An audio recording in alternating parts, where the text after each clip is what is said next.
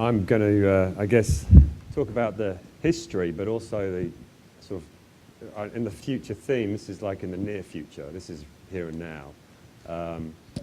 But you're probably looking at me thinking, crikey, what's that guy done to his hand? I was wearing my Google glasses at the time and took this that isn't me, but that's what I did. A selfie.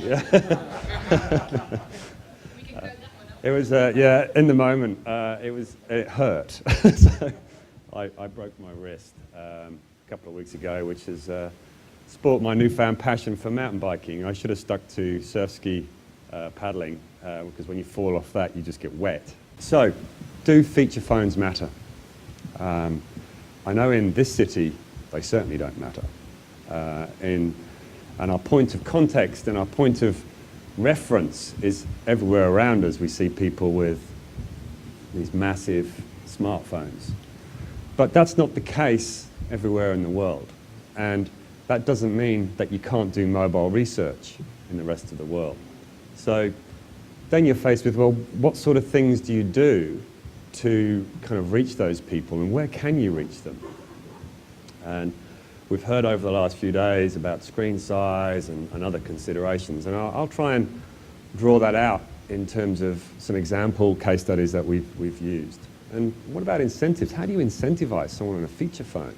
They're not going to be able to go down to Amazon, or they're not going to be able to go and buy a shopping docket.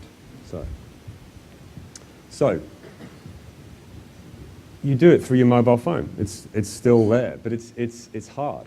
So this is based on some research we commissioned middle of last year, that and still remains true in different countries.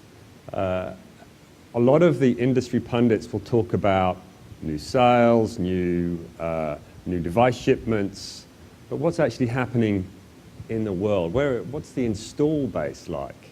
And the install base isn't got your smartphone.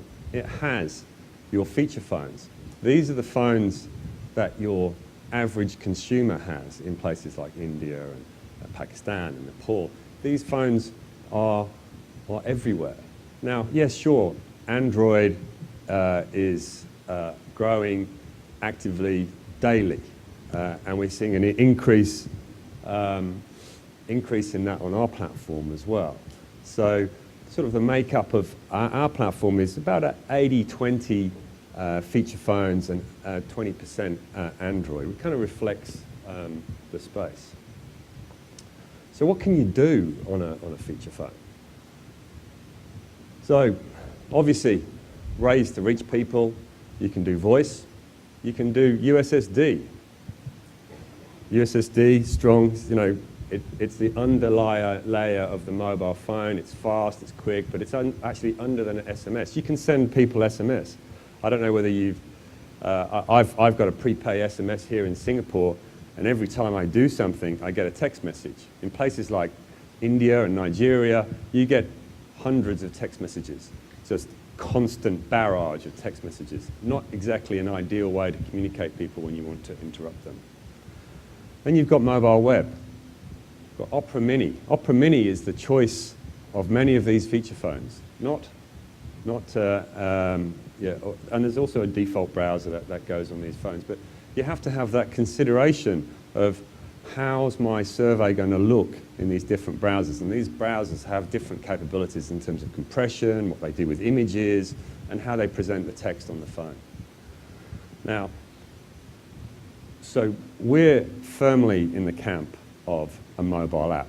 We don't do USSD, we don't do SMS, we do some mobile web, but we're focused on mobile app. So this is a photo taken on a phone in Africa. Not a selfie, but someone else took this photo. They shared this phone, they signed all the right privacy statements, etc. For this to put up here. I just thought I'd put that one off pretty early there. So the sense of what does our audience look like? It's a young audience. It's a young audience that are just reaching out to their only device to the internet. They don't have multiple screens. They don't have a PC, a laptop, a tablet, a phablet, a Galaxy Note 1 or whatever. This is the type of phone that they will be using to access the internet. And they will do it, and they'll do it because it's the only access they have. So we're a startup based in Sydney. We've got an active audience that we in the internet land and internet world says, okay, well, our investors start to say, well, okay, how are you going to commercialize this stuff? So one of the things that we thought about, well, banner ads, nah, no good.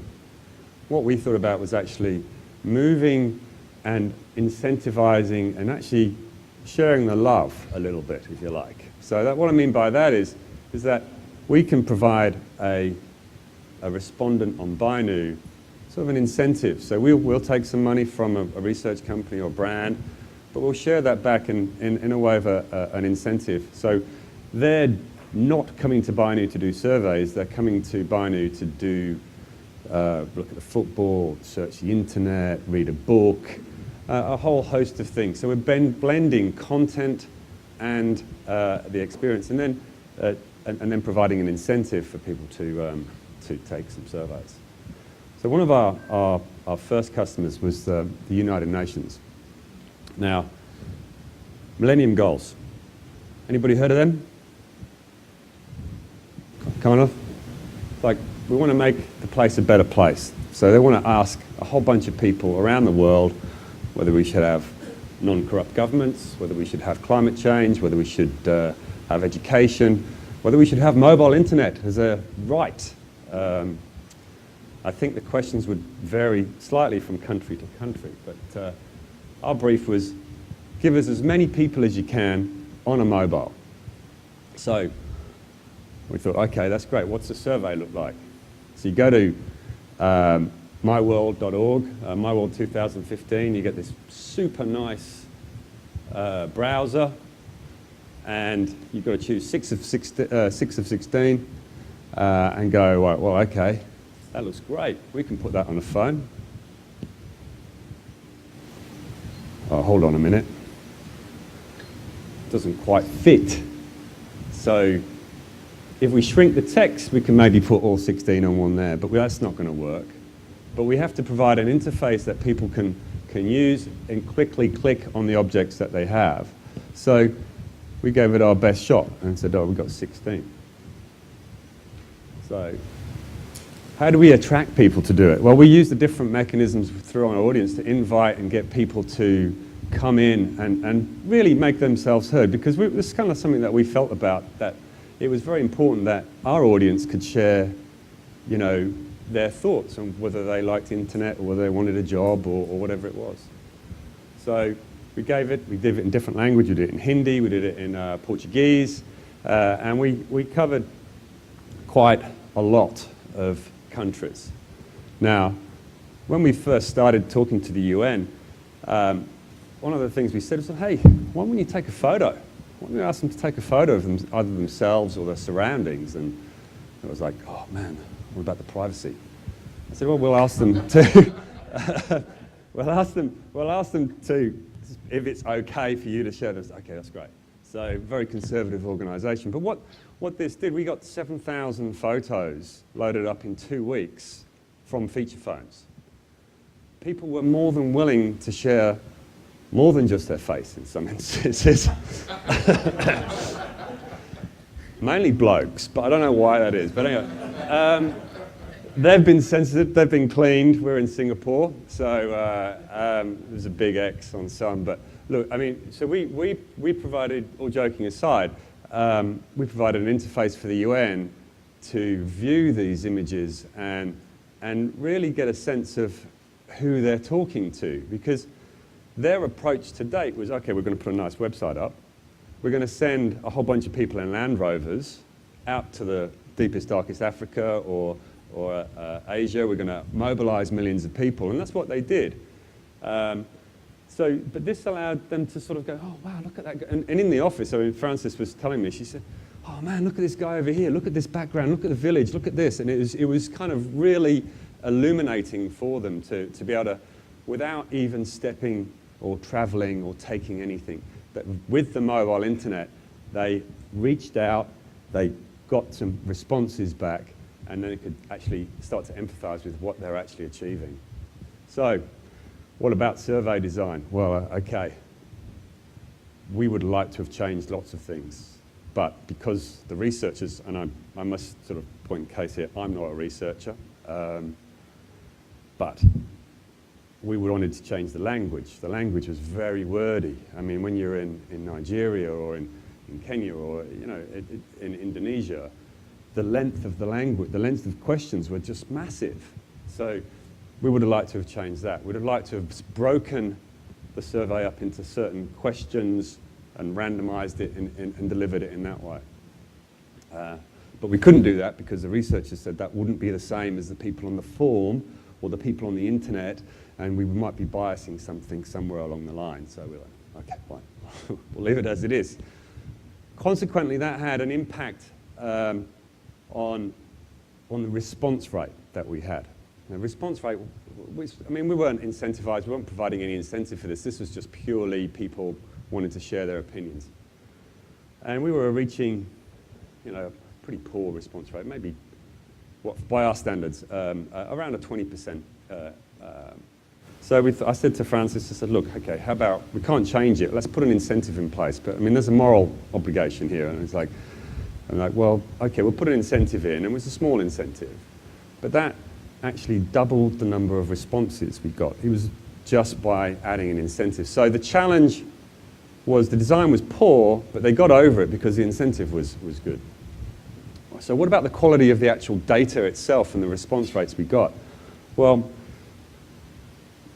I don't know if anybody's done it, and I'm not going to list them all out, but any guess of, just shout out a couple from the field, what would you think the most important thing that the UN or the million people that responded to this survey, not on our platform, but million totally, wanted to have? Any guess? Education, internet, clean water, climate change, airtime. It was actually education and jobs were the two big things that came out of the study, and our data matched exactly to what the rest of the field work did. So the results was in September, just by the UN, by the time the UN General Assembly came out last September, they wanted to achieve 1 million votes. Of that 1 million votes, we achieved 130,000 votes, all on the mobile web, from over 150 countries, from Sydney, with our servers that are based in the cloud. That's my future bit there, by the way. And in tough places, without us moving anywhere, without us going anywhere, without us flying anywhere, without taking any trains or Land Rovers. So, and consequently, we achieved a very nice award. Gower, our CEO, was blessed with that, nice piece of glass at the UN General Assembly, so that was great. So, another case study. So that was the UN. We're very happy with that. Now, we've heard about consumption, we've heard about diaries, and we were approached to do a mobile diary on for a beverage, and when I saw it, I was like, holy moly. I reached for my coffee, because in Sydney you drink lots of coffee. So 27 questions on a feature phone in India.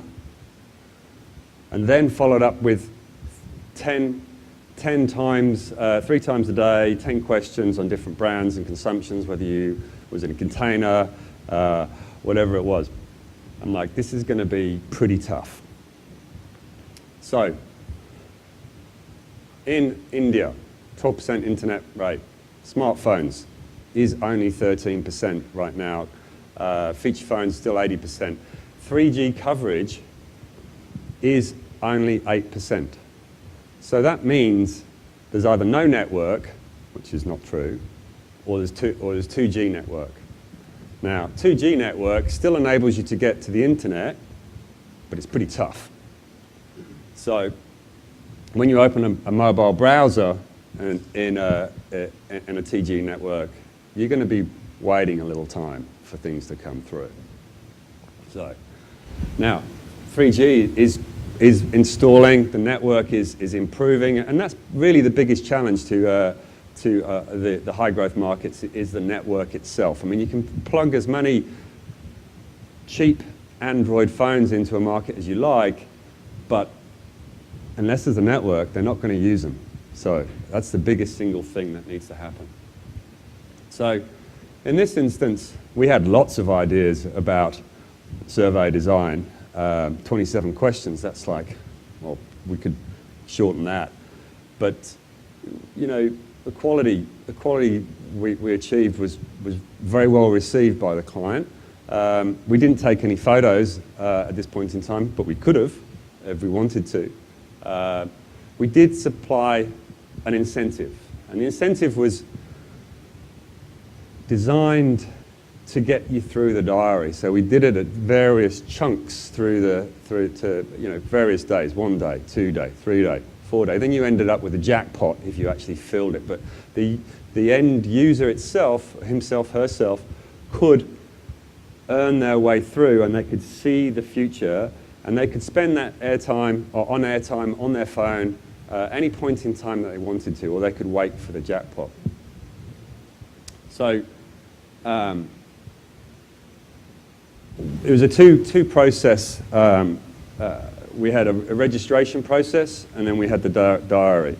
And what we did was, initially it was meant to start the following week, which is a traditional way of doing it, I guess. But we suggested that they take it and present the option to start the diary pretty much straight away. And as we moved through, of the 27 questions for the registration, we had a 4% abandon rate on our platform, which, you know, we were very pleased about. We didn't think we were going to achieve that, but we had a 4%. 50% of them were screened out because they hadn't received the right, you know, they hadn't drank the drink. But of the people that started the diary, over 50% of those completed the diary. So it sort of demonstrates that if you have an incentive that people want and people can use, even in feature phones, they will go through some hard things. Now, on the previous slide, there was scammers. Now, it's not really spoken about. We don't really speak about it. Quality is very important. We spend a lot of time looking at our data, and when there's a nice, attractive incentive, people will try absolutely everything to get hold of that incentive. So we spend a lot of time trying to make sure that they are who they are, they're verified who they are, and we look at handsets, we look at patterns, we look at how that works. For me, yes, the future is smartphones, unquestionably. But if you need to reach out and get data capture today, the mobile internet is there in many countries. You know, whether it's Bangladesh, Nepal, Pakistan, those countries have mobile internet, and they are more than willing to participate in surveys. They have not been bludgeoned to death with emails telling take a survey. So with the right experience, with the right content, you can reach those tough places and get quality results back. Thank you. Very nice presentation. Thank you. In the second case, how did you reach these respondents? I mean, what was your method of sampling or getting to them? We have a combination. To use biNu, you don't have to register. You can just use it. But to take and participate in surveys, you need to be a pre-registered user.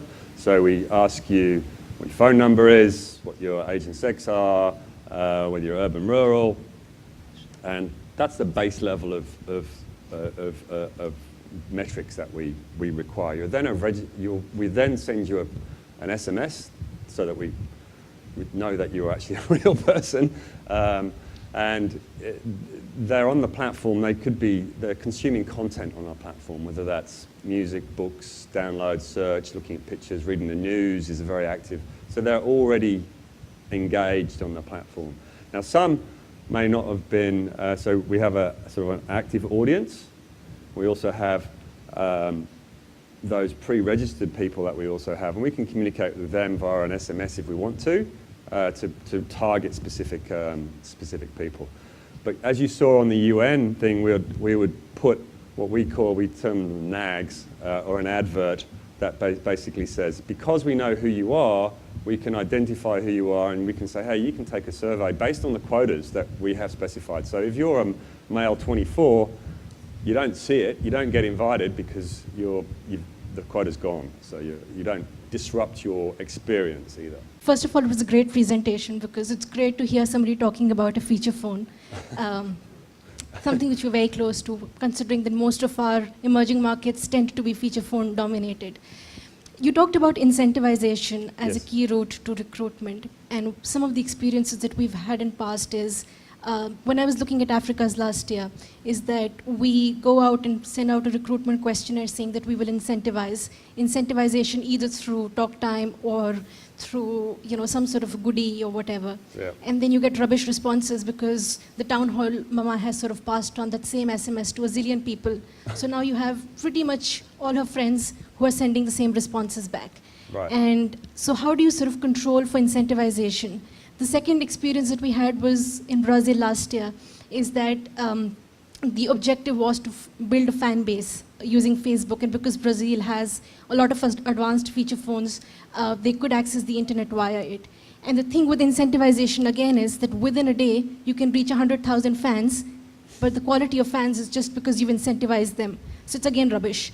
So how do you sort of control it? What do you pay for a fan? Is a like really a like? What does it mean? And that's a very broad statement. I think we had some presentation earlier today that from the job seeker people that's really not an indicator of anything. And Facebook itself right now is diminishing the whole like value because you have to pay for audience, you have to pay for publishing. That's a whole new subject, I guess. But on our platform, as I said, there is a desire to take the survey, but you only get to see it if you qualify. So that's one mechanism that we employ. So we only invite the people we want to invite. And if a person is sharing the fact there's a survey there and they don't see it, then that's tough. Or if it is there, that doesn't necessarily mean that they're going to copy the same answers and everything else. I mean, I think in a place like India, I mean, it's really, the chances are, I mean, the speed that responses are happening and the speed that you're getting responses at and are consequently delivering those results back to the client is hard because it's not, and there's no influence here at all, right? I mean, because you're doing it and you're taking it. I also have a question related to incentivizing and data quality. Yeah. So do you find there's a difference between the quality of incentivizing and versus to those who are voluntarily answer to your responses? Early on, we had non-paid versus paid to see what the differerences were, to see what the changes were, and really the incentive adds a number of things. We're watching that, you know, the flicker straight through. But generally, what we found is that our audience is honest in their responses, and the incentive enables a faster turnaround because yes, you could wait on a free, and the more you give, the quicker it comes back, basically. So, and we get asked, you know, consequently, lots of, you know, that's basically the bottom line. I mean, it's to say, the quality, no, not much. You might just wait longer. I just want to find out a bit more when you're saying that there were ways that you were using to find out who the scammers were. You said you were observing patterns. What kind of patterns were you observing and how were you trying to weed them out? The use of different phone numbers on the same device, because obviously in emerging markets you have many dual SIM devices, so we would be monitoring and how often that you've come back and tried again, so see what, and you sort of get, we do a lot of work in that area, but mobile phone number is the key reference, but also the platform, and because we're an app on the phone, we know that particular app is given an identifier as well, so we can see if people are switching SIMs, switching numbers, and seeing what's going on. So there's I actually have a double question. One is, how do you grow your user base throughout all these different countries? Because you have an app that's being used for all kinds of purposes. Yep. And a related question is, have you seen the number of registered users going up a lot as you started doing research with incentives and like what we just talked about, people Yep. telling their friends and family, etc., that they can get these incentives? Apple changed the world back 5 years ago, not only with a nice device, but there were app stores already in play, and we leverage app stores as part of our distribution mechanism as one approach. Now there's an app store called GetJar. The Nokia store has a massive store for apps, and the desire for apps is really came about 3 or 4 years ago but those stores already existed. So we also use referral-based approach, so refer a friend and viral. I think it's about 30% of our traffic comes to our website, comes direct to our website. So that indicates that there's a strong viral. It's our mobile website. We have 2 websites. We have a nice corporate website, and we have a very slimmed down, mobile-friendly, mobile-only website where you can come and get your app for your phone. So, long answer, but and then to the last question, yes, we actually absolutely do. We see that when we start to give incentive, do we see a strong referral uptick in registered users?